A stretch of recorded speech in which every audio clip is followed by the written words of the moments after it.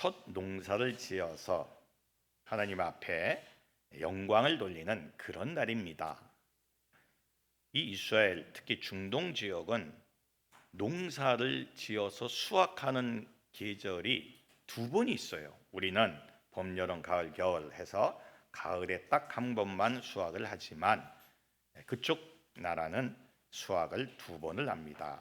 특별히 오순절 날에, 이 수확하는 날에 예수님의 120명의 제자들이 마가의 다락방에서 기도하고 있는 가운데에 성령의 임재가 임했고 성령의 불이 임했습니다. 성령님이 강하게 임하기 시작을 하니까 그 제자들이 그 자리에 있질 못하고 뛰쳐나갔어요. 뛰쳐나가서 많은 사람에게 전도를 하기 시작을 합니다. 원래 예수님의 제자들은 나약하고 겁쟁이고 그리고 별로 유식하지를 못했어요. 그런데 성령의 능력을 받으니까 이들이 담대하게 뛰쳐나가서 유식하게 조리 있게 조직신학적으로 예수는 누구인가를 증거하기 시작을 합니다. 120명이 뛰쳐나가서 막 길거리에서 막 방언으로 그 나라 말로 전 세계에서 유태인들 흩어졌던 유태인들이 그날 와서 오순절 와서 하나님 앞에 예배를 제사를 드리는 날인데 그 나라 방언으로 선교를 하기 시작하고 전도를 하기 시작을 해요. 그때가 오전입니다. 성경에는 삼시, 이 삼시는 지금 우리 시간으로 따지면 오전 9시예요. 오전부터 막 전도를 하기 시작을 합니다. 그리고 12시 넘어가도록 계속 전도가 끊어지질 않아요. 그러니까 거기에 몰려있던 사람들이 어떤 사람들은 그걸 이해를 못하고 이 제자들이 대낮부터 술에 취해서 대낮부터 술을 먹고 새술에 취해서 지금 저런 짓거리를 하고 있다, 이렇게 그들을 비난하는 사람도 있기 시작을 합니다. 이 말을 들은 사도 베드로가 11 사도들과 함께 담대하게 일어서서 이렇게 외칩니다. 지금 시간이 오전 9시다. 취한 것이 아니다.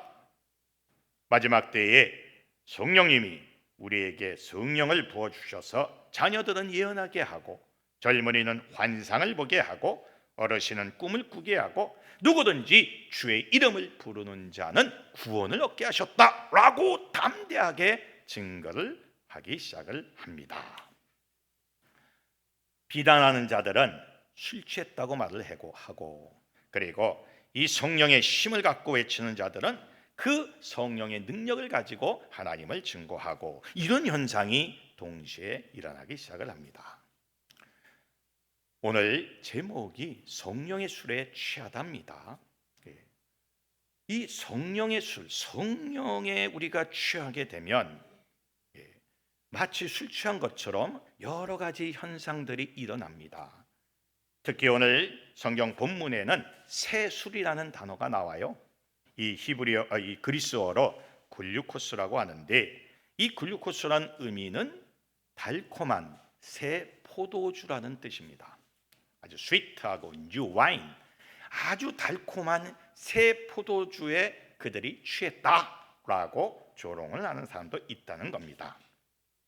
오늘 정말 이 새술, 성령술에 취하면은 어떤 현상이 일어나고 어떻게 해야 우리가 이 글루코스 새술에 취할 수 있는가, 이런 제목, 이런 주제를 가지고 은혜를 나누고자 합니다. 성령술, 새술에 취할 때 우리는 어떤 현상이 일어날까요?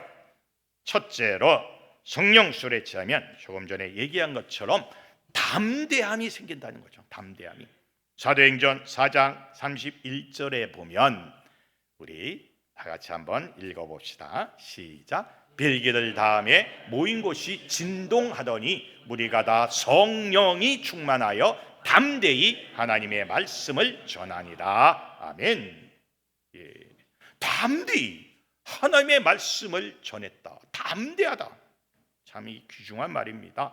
원래 겁이 많고 도망다니기 바빴고 숨어있기 바빴던 제자들이 갑자기 성령술에 취하니까 담대함을 얻었어요. 예, 그래서 담대하게 하나님의 말씀을 전하기 시작을 합니다.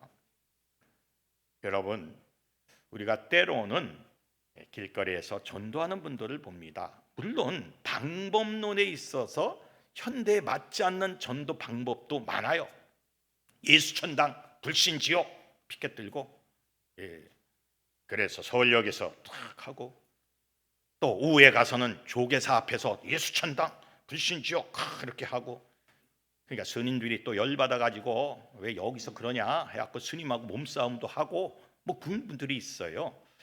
물론 이제 방법론에서는 현대에 맞지 않는 것도 있습니다.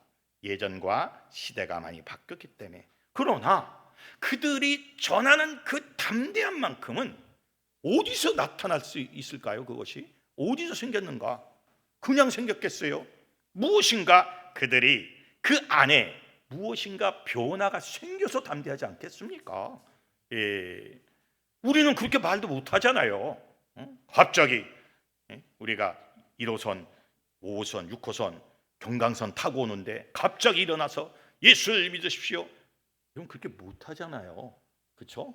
예, 쪽팔려서 못하잖아요. 예. 근데 그 쪽팔림을 상쇄시켜 줄 수 있는 무언가 있는 사람이 그렇게 한다 이거예요. 그렇죠? 그 담대함은 바로 하나님의 영에서 나오는 거죠.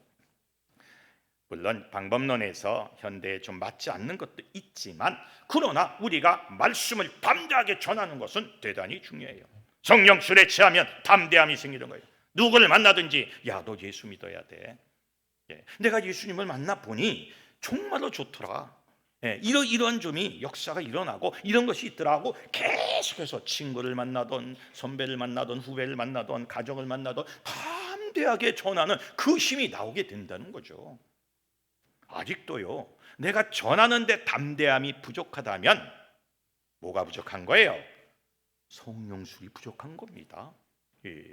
내 안이 하나님의 영으로 가득 차면, 그렇지 않아요? 우리가 술을 먹게 되면 평소에 소심했던 사람도 말이 막 나오잖아요. 여러분 그렇지 않습니까? 한 번도 먹어본 적이 없는 표정으로 앉아있지 마시고, 그러면 그렇다고 끄떡끄떡 좀 하세요. 말이 많아지고 뭔가 고백도 하고 뭐 막 해도 담대해지지 않습니까? 마찬가지예요. 세상의 술도 그렇게 하는데 하물며 하나님이 주시는 이 성령, 이것을 우리가 받으면 담대하게 주님의 말씀을 증거하게 된다는 거죠. 우리가 담대해져야 마귀가 쫓겨나가는 거예요. 야고보서 4장 7절에 보면 우리 다 같이 한번 읽어봅시다. 시작. 그런즉 너희는 하나님께 복종할지어다. 마귀를 대적하라. 그리하면 너희를 피하리라. 아멘. 우리는 하나님께는 복종해야 돼요. 그런데 마귀는 어떻게 해야 돼요? 대적해야 돼요. 어떻게 대적? 담대하게 대적하는 거예요. 이 더러운 마귀 새끼야, 이 더러운 놈아, 떠나갈지어다. 우리 기독교는 악한 영을 쫓아보내는 종교입니다. 살아있는 종교예요. 어떤 악한 영이 세다 할지라도 기독교에는 그걸 다 쫓아보낼 수 있는 능력과 권능이 있는 거예요. 어떤 사람이 내쫓아요? 담대한 사람이 내쫓는 거예요. 담대하게, 무서워서 숨어서 거기에 눌려가지고 있는 사람은 절대로 마귀를 대적할 수가 없어요. 마귀 새끼가 오면 야, 이 마귀 새끼야, 예수의 이름을 명하니 떠나갈지어다. 우리는 맞서 싸워야 돼요. 담대해진다 이거예요. 여러분, 오늘 이 시간 성령술에 취해 담대하게 예수의 복음을 증거하시는 여러분이 되시기를 주님의 이름으로 축원합니다. 두 번째로 성령술에 취하게 되면 기쁨이 충만해진다는 거예요. 이게 참 중요해요. 여러분, 악한 영에 사로잡히면요, 기쁨이 없어요. 일단 기쁨이 없어요. 눌려. 그런데 이상하게 성령님이 임재하면 기쁨이 넘치는 거예요. 시편 16편 22절에 보면 우리 다 같이 한번 읽어봅시다. 시작. 주께서 생명의 길을 내게 보이시리니 주의 앞에는 충만한 기쁨이 있고 주의 오른쪽에는 영원한 즐거움이 있나이다. 아멘. 주님 앞에는 충만한 기쁨이 있고 오른쪽에는 영원한 즐거움이 있다. 다 즐겁다는 거죠. 예. 우리가 일반 사람들도 술 마시면 흥겨워서 막 기뻐서 노래도 하고 막 그러잖아요. 우리도 성령술에 취하게 되면 기쁨이 충만해지는 거예요. 성령님이 내 안에 내주하시면 우리를 웃게 만듭니다. 성령님이 내 안에 내주하시면 우리가 용서하게 만들어요. 성령님이 내 안에 내주하시면 우리가 하나님의 영으로 가득 차서 상대방을 받아줄 줄 아는 그 마음, 넉넉한 마음이 생기는 거예요. 왜? 기쁘니까. 영적인 기쁨이 나에게 있어야 돼요. 그래야 치유가 일어나고, 그래야 회복이 일어나고, 그래야 능력이 나타나고, 그래야 하나님의 영광이 여기서 나타나는 거예요. 영원한 기쁨, 충만한 기쁨은 성령술에 취할 때 나타나는 거예요. 예, 항상 기뻐하라. 어떻게 항상 기뻐합니까? 승질나 죽겠는데, 때로는 저놈의 새끼만 보면 승질이 나는데 어떻게 기뻐합니까? 예, 이거는 내 힘으로, 내 능력으로 기뻐할 수가 없어요. 성령 힘으로, 성령의 힘으로, 성령술로 기뻐하는 거예요. 기뻐하려고 기도하고 노력했는데 딱 보니까 승질이 나. 딱 보자마자 승질하고 혈압이 팍 올라와. 어떻게 기뻐해요? 이거는 성령술 기운으로 기뻐하는 거예요. 성령님이 나에게 임재하셔서 나를 붙잡아 주시고 내 이 성품, 내 마음, 내 감정을 붙잡아 주셔야 거기서 기쁨이 충만해지는 거예요. 여러분, 성령술로 기쁨이 충만해지시기를 주님의 이름으로 축원합니다. 그래서 찬양을 하지 않겠습니까? 우리 오이 기쁨, 우리 찬양 한번 합시다. 우리 반주 됩니까? 오이 기쁨. 우리 박수 치면서, 박수도요, 이 기뻐서 치는 박수가 있고 그냥 이렇게 그냥 치라니까 그냥 무덤덤 치는 박수가 있어요. 그러지 말고 표정을 아주 밝게 하면서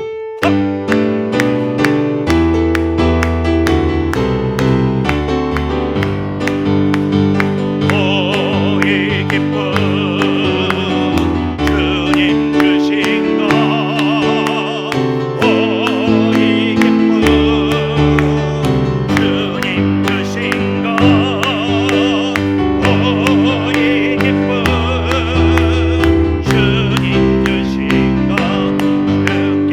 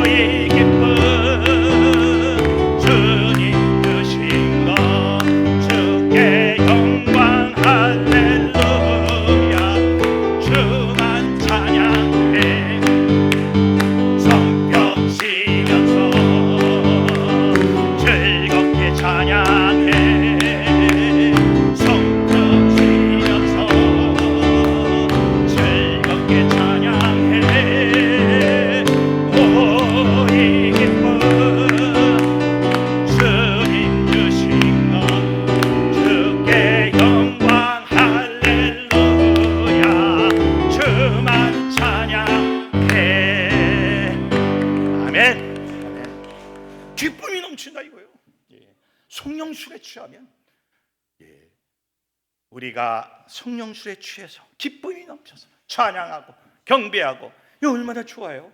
이 세상 사는 것도 힘들어 죽겠는데 교회까지 와서도 인상 팍팍 쓰면서 주님 노려보면서 주님 째려보면서 주님 실컷 쳐다보면서 그렇게 예배될 필요는 없는 거예요. 우리가 기쁨으로 하나님의 말씀으로 기쁨으로 충만해져서 하나님의 영광을 더 나타내신 여러분이 되시기를 주님의 이름으로 축원합니다. 세 번째로 성령술에 취하게 되면 언어의 은사가 나타나는 거예요. 이 말씀의 은사가 나타나는 거죠. 말씀의 은사. 사도행전 4장 13절에서 14절에 보면 아주 그 은사가 나타나는 장면이 극적으로 나타나죠. 우리 다 같이 한번 읽어봅시다. 시작. 그들이 베드로와 요한이 담대하게 말함을 보고 그들을 본래 학문 없는 범인으로 알았다가 이상히 여기며 또 전에 예수와 함께 있던 줄도 알고 또 병 나은 사람이 그들과 함께 서 있는 것을 보고 비난할 말이 없는지라. 아멘. 본래 예수님의 제자들은 대부분 약간 무식한 분들이에요. 이 가방끈이 좀 짧으신 분들이에요. 어부들, 세리들, 이게 별로 그 당시에 인정받지 못했던 사람들입니다. 그런데 성령술에 취하니까 이 담대하게 말도 할 뿐 아니라 그 말 내용 자체가 굉장히 조리 있고 그리고 굉장히 조직적인 그리고 굉장히 능력 있는 말로 나타나기 시작을 합니다. 쫙 그냥 예수 그리스도가 어떤 분이라는 것을 그냥 청산유수처럼 조리 있게 나타나고 증거를 하기 시작을 합니다. 그 사람들이 놀랬죠. 아니 그들이 본래 학문도 없고 배우지도 못한 사람들인데 어떻게 저렇게 그리스도의 복음을 증거할 수 있는가? 말도 잘 못하고 무식했던 베드로가 거침없이 예수를 증거합니다. 막 나오는 거예요. 복음을 원고도 없이 막 쏟아내는 거예요. 이건 성령의 힘입니다. 지혜의 신인 성령님이 그렇게 하게끔 하는 거예요. 무디 선생님은 정말 무식한 학교라고는 제대로 다녀본 적이 없는 구두 수성공 아니었습니까? 구두를 고치는 수성공이었지만 그에게 성령님이 임재하시니까 분연히 일어나서 하나님을 예수를 증거하기 시작을 합니다. 100만 명을 하나님께로 인도해내지 않았습니까? 나중에 무디 신학대학원이 만들어졌어요.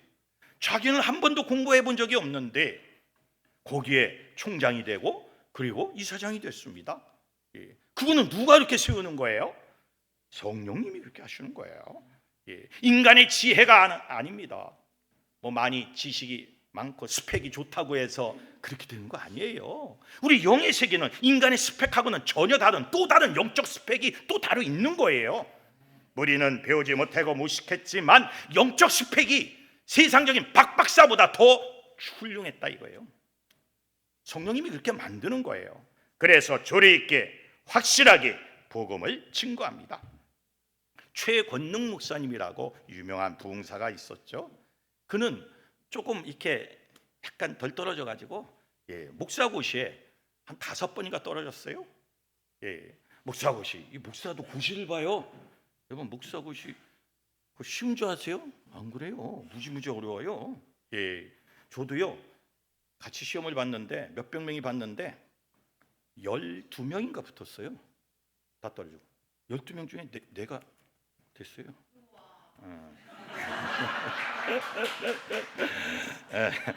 아주 짜고 친 고스톱처럼 아주 리액션이 좋아. 그렇게 해줘야 돼. 좀 리액션 좀 해줘. 우와 이렇게 해줘야지. 가만히 그냥 갑자기 까먹네 그냥. 그리고 이제 그 스스로가 그렇게 말했어요. 나는 성격 때문에 남 앞에 서서 말을 잘 못합니다. 본인이 또 그렇게 했어요. 그런데 그에게 성령님이 임재하시니까 하나님의 지혜의 신이 임하시니까 지혜도 생기고 무엇보다도 정말로 능력 있게 조리 있게 말씀을 증거하기 하기 시작을 합니다. 우리나라의 최고의 부흥사 아닙니까? 최권능 목사님이라면 뭐 누구든지 다 껍벅 죽지 않았습니까? 오늘날 세계적인 치유사역자요 세계적인 설교가인 베니 흰. 이 베니 흰은 원래 말더듬이었어요. 말을 더듬는 사람이었어요. 말을 더듬고 그냥 아버지, 주님 이렇게 말을 하는 사람이었는데 성령님이 덮쳐왔어요. 그 성령님이 덮쳐와서 능력을 체험한 이후부터 그 말이 트이기 시작을 합니다. 트이기 시작을 해서 위대한 사역자가 되지 않았습니까? 예. 성령 술에 취하게 되면 언어의 은사, 말씀의 은사가 나타난다 이거죠. 우리가 주님의 말씀을 제대로 조리 있게 훌륭하게 능력 있게 전하기 위해서는 성령 술이 절대적이라는 거예요. 성령 술에 취해 여러분 말씀의 은사로 충만해지시기를 주님의 이름으로 축원합니다. 네 번째로 성령 술에 취하면 어떤 현상이 일어납니까? 찬양과 춤을 추게 된다는 거예요. 이게 참 중요해요. 사무엘하 6장 14절에서 15절, 사무엘하 6장 14절에서 15절 우리 다 같이 한번 읽어봅시다. 시작. 다윗이 여호와 앞에서 힘을 다하여 춤을 추는데 그때 다윗이 배 에봇을 입었더라. 다윗과 온 이스라엘 족속이 즐거이 환호하며 나팔을 불고 여호와의 궤를 메어 오니라. 아멘. 왕이 된 다윗이 하나님의 언약궤가 이제 성막으로 메어 들어오는 그 시점에서 하나님 앞에서 힘을 다하여 춤을 추었다. 예, 그는 힘을 다해서 하나님 앞에 춤을 추었는데 그때 입은 옷이 베에봇, 베에봇은 제사장이 입는 옷입니다. 제사장이 입는 그 예봇을 입고 에봇을 입고 춤을 추는 거예요. 막 춤을 춰요. 그때 이스라엘 족속들이 다 즐거이 왕이 춤을 추는데 안 출 수가 없잖아요. 전부 환호하며 와!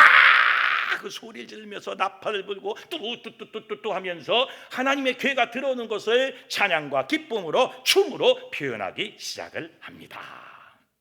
춤을 추는 거예요. 그런데 딱 한 명, 그 다윗 왕이 춤추는 모습을 비난했던 여인이 있었어요. 바로 사울의 딸 미갈입니다. 사울의 딸 미갈이 이렇게 비난합니다. 아이고, 왕이 채통도 없이 어떻게 아녀자들, 부녀자들 앞에서 춤을 추냐? 아니, 신하들 앞에서, 그 부인들 앞에서 왜 춤을 추냐? 아이고, 채통도 없어 라고 비난을 합니다. 그때 다윗이 이렇게 맞받아칩니다. 이것도 한번 읽어볼까요? 우리 사무엘하 6장 21절에서 23절에 있습니다. 한번 읽어봅시다. 시작. 다윗이 미갈에게 이르되 이는 여호와 앞에서 한 것이니라. 그가 내 아버지와 그의 온 집을 버리시고 나를 택하사 나를 여호와의 백성 이스라엘의 주권자로 삼으셨으니 내가 요 앞에서 뛰놀리라. 내가 이보다 더 낮아져서 스스로 천하게 보일지라도 내가 말한 바 계집종에게는 내가 높임을 받으리라 한지라. 그러므로 사울의 딸 미갈이 죽는 날까지 그에게 자식이 없으니라. 예, 내가 이보다 더 낮아졌어. 왕이지만 채통 없이 내가 춤을 췄어. 그래. 그러나 내가 더 낮아졌어. 예, 하나님 앞에 춤을 춘 거예요. 하나님 앞에 더 내가 뛰면서 깡충깡충 뛰면서 춤을 출 것이다. 내가 더 낮아져서 천하게 보일지라도 나는 하나님 앞에 기쁨의 찬양과 춤을 출 것이다. 여러분, 우리는요 하나님 앞에 춤을 춰야 돼요. 예, 교회에서 춤을 춰야 돼요. 여기서 춤을 추지 않으면 결국 홍대 클럽 가서 춤을 추게 되는 거예요. 예. 그렇기 때문에 우리는 여기서 춤을 춰야 돼요. 여기서. 예. 여기 무대도 좋잖아. 깨끗하잖아. 예. 여기서 춤을 추는 거예요. 여호와 앞에. 이게 중요한 거예요. 성령 술에 취하게 되면 춤을 추게 되는 거예요. 성령 술에 취하게 되면 찬양과 춤이 절로 나오는 거예요. 그래서 그걸 우리가 영의 춤이라 그러지 않습니까? 성령 춤이라고 그러지 않아요? 예. 시편 149편 3절에 보면 이런 말씀이 있습니다. 아주 중요한 말씀이죠. 우리 다 같이 한번 읽어봅시다. 시작. 춤추며 그의 이름을 찬양하며 소고와 수금으로 그를 찬양할지어다. 아멘. 춤추며 그의 이름을 찬양하며 소고와 수금으로, 예, 소고는 탬버린이에요. 탬버린과 수금으로, 예, 그를 찬양할지어다. 여러분, 이러한 현악기, 타악기를 가지고 찬양하라는 거예요. 춤을 추면서. 예. 우리는요 천국 축제를 여기서 벌이는 거예요. 우리 예배는 축제입니다.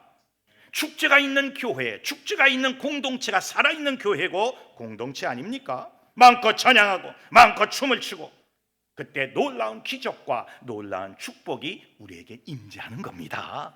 예. 여기서 스트레스도 풀고, 여기서 하나님의 은혜도 받고, 여기서 하나님의 영광도 드러내고. 여러분, 어린아기가 집에 와서 유치원 갔다 와갖고 엄마 나 유치원에서 이런 노래 배웠고 이런 춤 배웠다 하면서 그 부모 앞에서 깡충깡충 막 뒹굴면서 춤추면은 누가 기뻐합니까? 부모님이 기뻐하지 않습니까? 그렇잖아요. 아이고 우리 만순이, 아이고 잘했네 으쌰. 부모가 기쁜 거예요. 그렇죠? 마찬가지로 우리가 춤을 추며 주님을 찬양할 때 누가 기뻐하십니까? 하늘에 계신 우리의 영의 아버지 하나님께서 기뻐하신다 이거예요. 그런데 유치원에 어린이집에 갔다 온 아이가 들어오자마자 인상을 팍 쓰면서 그냥 부모를 꼬냐보면서 픽 하면서 말이야 자기 방에 툭 들어가고 인상 팍팍 쏘고, 이러면 누가 슬퍼합니까? 부모가 슬퍼하지 않습니까? 얘가 왜 이러지? 거기 가서 무슨 사건이 일어났지? 여러분, 똑같은 거예요. 우리가 교회 안에서 춤을 추지 않으면 세상에 가서 춘다는 거.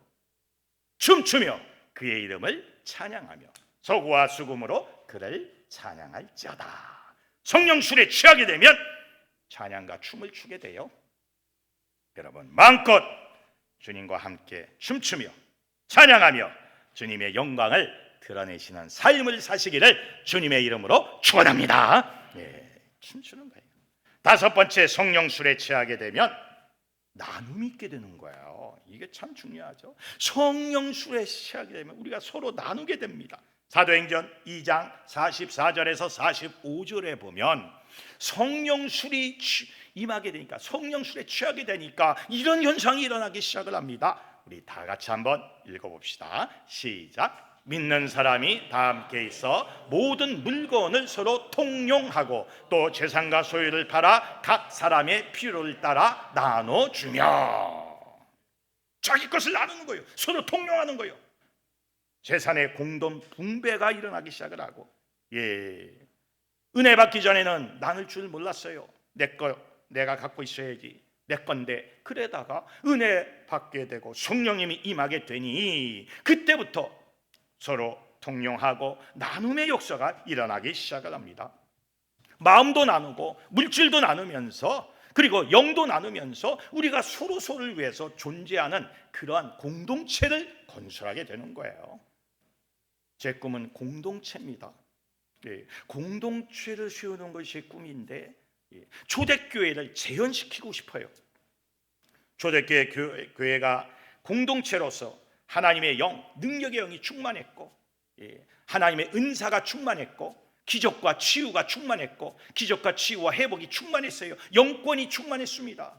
그 영을 나누게 됐고, 그리고 마음을 또 나누게 됐어요.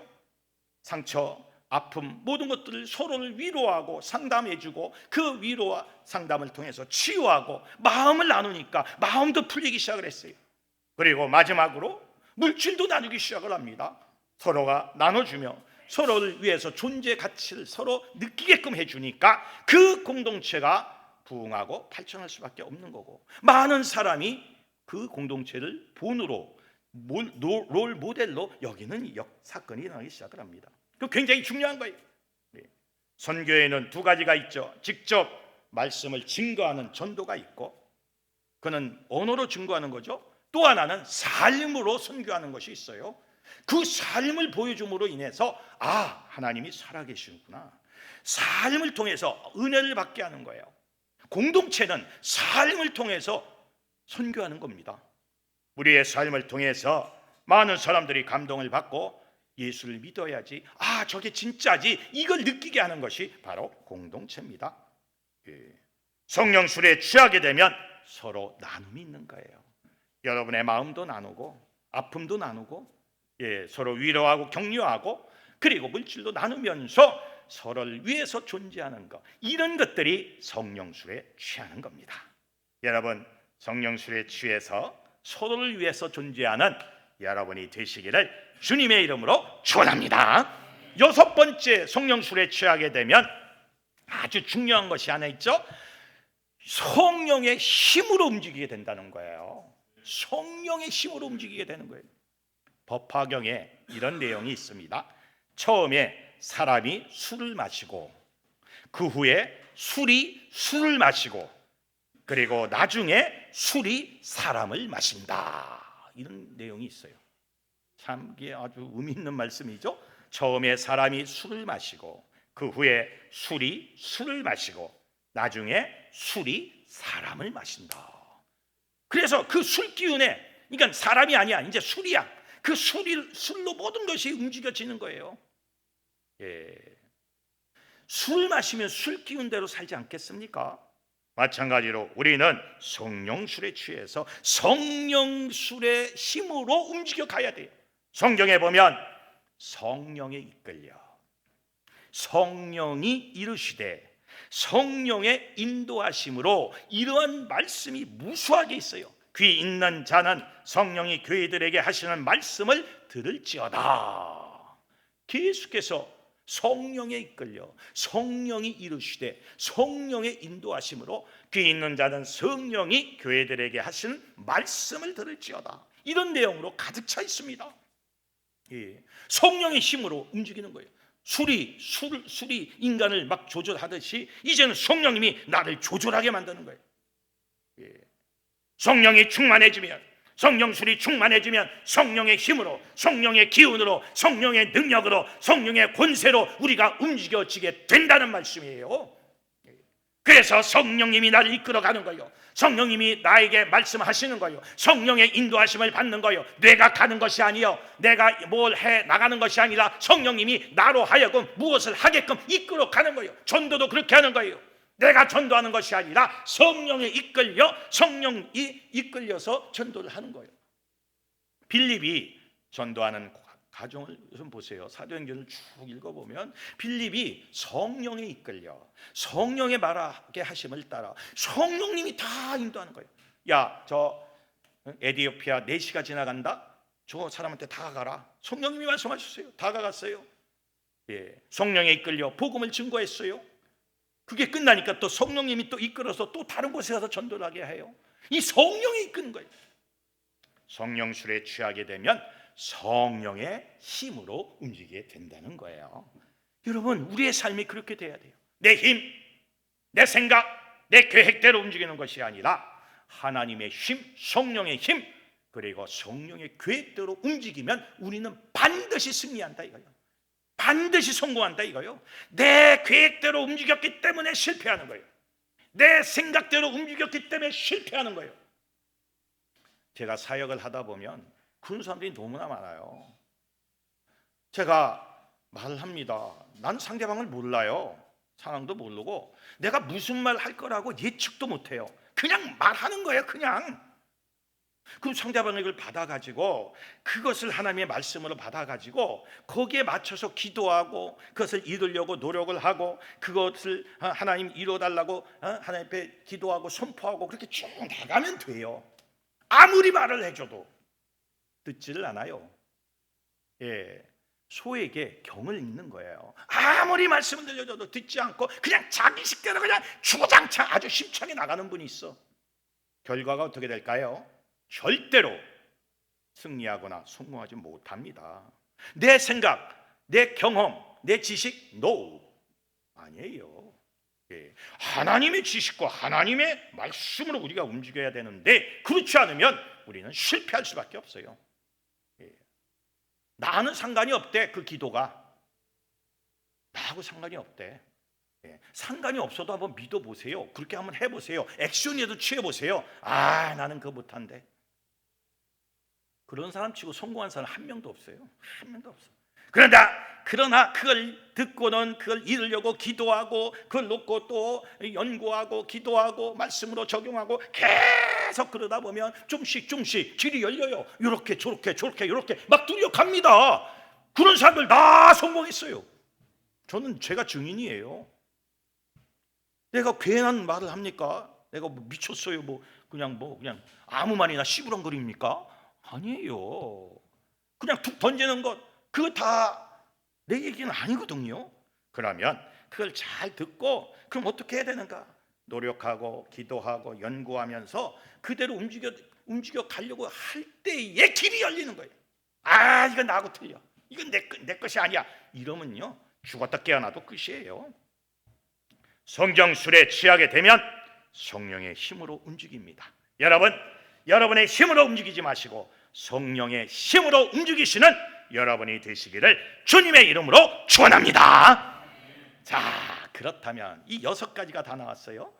우리 한번 1번부터 6번까지 한번 쭉 읽어볼까요? 성령술에 취하면 시작. 담대함이 생김, 기쁨이 충만해짐, 언어의 은사가 나타나 찬양과 춤을 추게 됨, 서로 나눔이 있게 됨, 성령의 힘으로 움직임. 이 6가지의 현상이 나타난다는 거죠. 그렇다면 중요한 것이 하나 남았죠. 어떻게 세술, 성령술에 취하냐 이거요. 어떻게 해야 내가 성령술에 취할 수가 있을까요? 어떻게 해야 세술에 내가 취할 수가 있을까요? 몇 가지를 조건을 가지고 있어야 성령술에 내가 취하는 거예요. 첫째로 자기 비움이 있어야 합니다. 자기를 비워야 돼요. 뭔가 내 것이 차 있으면 성령님이 안 들어와요. 술을 붓지를 않아요.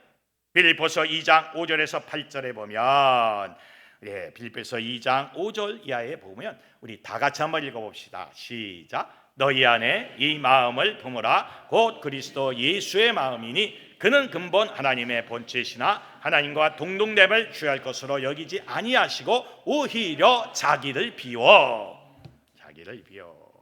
자기를 비우라는 말은, 비웠다는 말은 자신의 모든 권리와 지위를 포기했다는 거예요. 자기가 누려야 될 그런 모든 지위와 권리를 포기한다는 거예요. 굉장히 중요한 겁니다. 자기 중심적이지 않다는 그런 말씀입니다. 그래서 이것을 더 자기를 비운다는 의미를 구체적으로 표현하면 첫째는 자기 권리를 포기하는 거예요. 당연히 누릴 수 있는 권리나 지위를 내가 포기해버리는 거예요. 자기를 비우는 거예요. 케노시스, 텅 비워놓는다. 이 예수님이 텅 비워놨어요. 자기를 케노시스, 완전히 비웠다 이거예요. 자기의 권리를 포기하는 거예요. 자기가 잡을 수 있는 권리와 그 힘을 포기하는 게 자기 비움입니다. 두 번째로 자기 비움은 자기 겸손이 시작됐다는 의미입니다. 자신을 낮추고 겸손의 자리로 가게 됐다는 거예요. 겸손의 삶으로 살기 시작을 했다는 겁니다. 이제는 내가 하나님 앞에 무릎을 꿇고 하나님께 내 모든 것을 위탁시켜 나가는 거예요. 자기 겸손의 시작입니다. 자기 비움이라는 의미는 세 번째는 자기 체험은 하나님으로부터 오게 됐다는 거예요. 비움만큼 채워야 되는데 무엇으로 채웁니까? 하나님으로부터 온 그 능력으로 채우는 거예요. 비우면 채워야죠. 이제 내 거는 비우고 또 하나님의 영으로, 하나님의 능력으로 또 채워야죠. 자기 체험은 하나님으로부터 오게 되는 거예요. 이런 것들이 바로 자기 비움입니다. 자기의 권리를 포기하고 자기 겸손이 시작되면서 이제 자기 체험은 하나님으로부터 오는 것으로 내가 채워 나가는 것이 이게 자기 비움입니다. 자기 비움이 있어야 이 비움 속에 성령님이 임재하시는 거고 성령술이 임재하는 거예요. 내 것을 포기할 때 성령님이 나에게 오시는 거예요. 여러분, 자기 비움을 통해서 성령술로 충만해지시기를 주님의 이름으로 축원합니다. 두 번째로는 어떻게 해야 우리가 성령술에 취합니까? 자기 부인이 있어야 된다는 거예요. 자기 부인. 자기를 부인한다는 것은 자신의 욕망, 자신의 생각, 자신의 능력을 내려놓는다는 거죠. 마태복음 16장 24절에 보면 누구든지 나를 따라오려거든 자기를 뭐하고? 부인하고. 자기를 부인하는 거예요. 자기 생각, 자기의 탐심, 자기의 능력을 부인해 나가는 거예요. 그래서 이것을 좀 더 구체적으로 표현을 하면 네 가지로 표현할 수가 있어요. 자기 부인은 첫째, 자기 이기심을 부정하는 거예요. 자기의 이익만을 추구하는 것을 부정하고 이제 이타적으로 사는 거예요.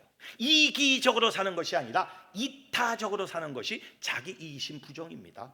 타인을 생각하면서 상생하면서 살아나가는 것이 자기 이기심 부정입니다. 그게 자기 부인이에요. 두 번째는 자기 해결 포기.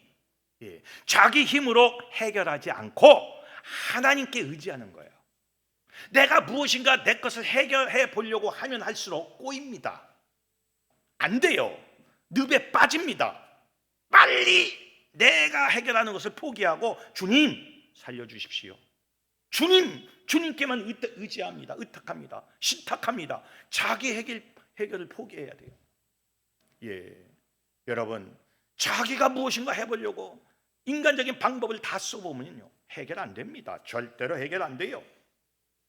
자기 부인이란 의미는 세 번째로는 자기 과장과 포장 버리기. 있는 그대로 자신을 인정하고 과장하지 않는 거예요. 페르소나, 이 과장과 포장이 우리에게 있어요. 위선이 있습니다. 자기 과장, 자기 포장 버리는 거예요. 그냥 있는 그대로, 있으면 있는 대로, 없으면 없는 대로 하나님 앞에 서 있는 거예요.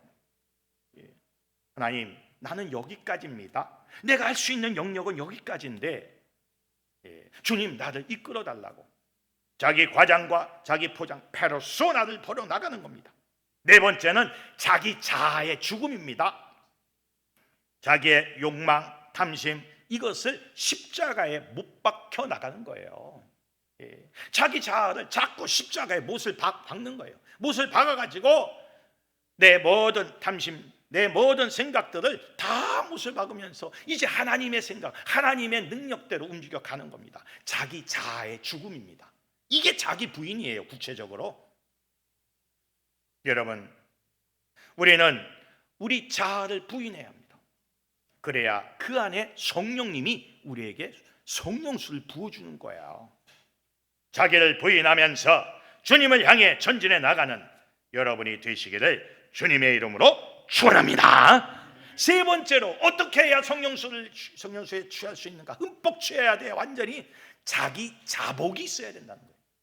자기 자복이 있어야 돼요. 사도행전 2장 38절에 보면 우리 다 같이 한번 읽어볼까요? 사도행전 2장 38절입니다. 시작. 베드로가 이르되 너희가 회개하여 각각 예수 그리스도의 이름으로 세례를 받고 죄 사함을 받으라. 그리하면 성령의 선물을 받으리니. 아멘. 너희가 회개하고 죄 사함을 받으면 성령님이 임한다 이거요. 성령님이 술을 붓는다, 성령술을 부어준다 이거요. 자기 자복이 있어야 돼요.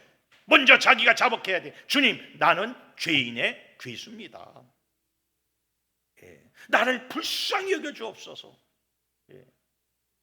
우리가 화살 기도를 하지 않습니까? 자비하신 하나님의 아들 예수 그리스도요, 죄인인 나를 불쌍히 여겨 주옵소서. 여러분, 이 화살 기도가요 얼마나 응답받는 기도인지 몰라요. 이걸 아주 깊게 우리가 기도하면서 깊이 침몰에 들어가면요, 결국 하나님이 우리의 모든 것을 응답해 줍니다. 그래서 그리스 종교의 수도사들은 매일 이것을 300번씩 기도를 합니다. 아침에 새벽에 일어나면 자비하신 하나님의 아들 예수 그리스도요, 죄인인, 내가 죄인이요, 죄인인 나를 불쌍히 여겨 주옵소서. 그 기도를 드린 사람 치고 성경에서 응답받지 못한 사람이 한 명도 없어요. 이게 다 자기 자복입니다. 우리가 자복을 해야 돼요. 우리가 자복해야 돼요. 하나님 앞에 무릎을 꿇고 자복할 때에, 그때에 성령님이 나에게 임재하셔서 아주 성령수로 충만하게 만들어. 그때부터 힘이 생기고 능력이 생기고 권능이 나에게 생기는 거예요. 매일매일 여러분 자신을 자복하시기를 주님의 이름으로 축원합니다. 마지막 네 번째로 하나가 남았죠. 끝없는 갈망입니다. 끝없는 갈망으로 들어가야 돼요. 이제는 성령님이 없으면 나 못 삽니다. 성령님 나에게 임재하십시오. 끊임없이 성령님을 갈망하고 주님을 갈망하고 또 갈망하는 거예요.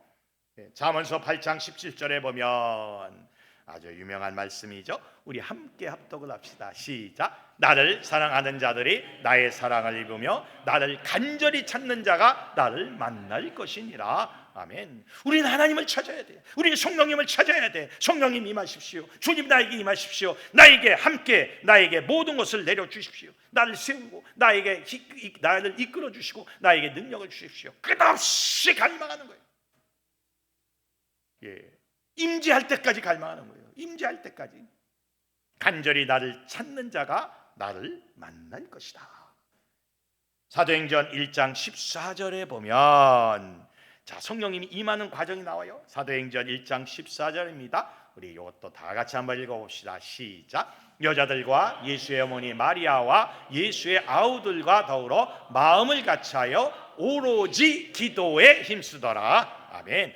오로지 아주 집중해서 무엇에? 기도에 힘쓰더라. 끝없는 갈망입니다. 우리는 갈망해야 돼요. 성령님 나에게 오십시오. 성령님 나에게 임재하십시오. 끝없이 갈망해 나갈 때에 비로소 성령님이 아주 나에게 충만하게 성령술로 부어서 우리가 주님의 능력으로 충만하게 만듭니다. 성령이 오시면 어떻게 됩니까? 우리 육적인 것이 영적으로 바뀌게 돼요.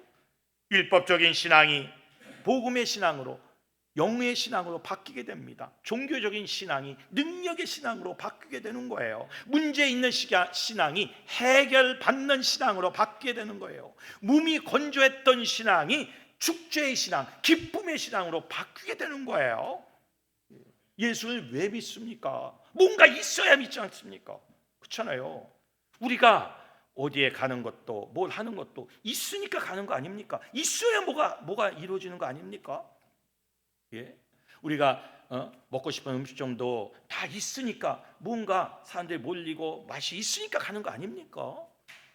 마찬가지예요. 이 영의 세계도 뭔가 있어야 돼. 없으니까 교회를 떠나는 거야. 없으니까 교회를 안 다니는 거야. 뭔가 있어야 돼.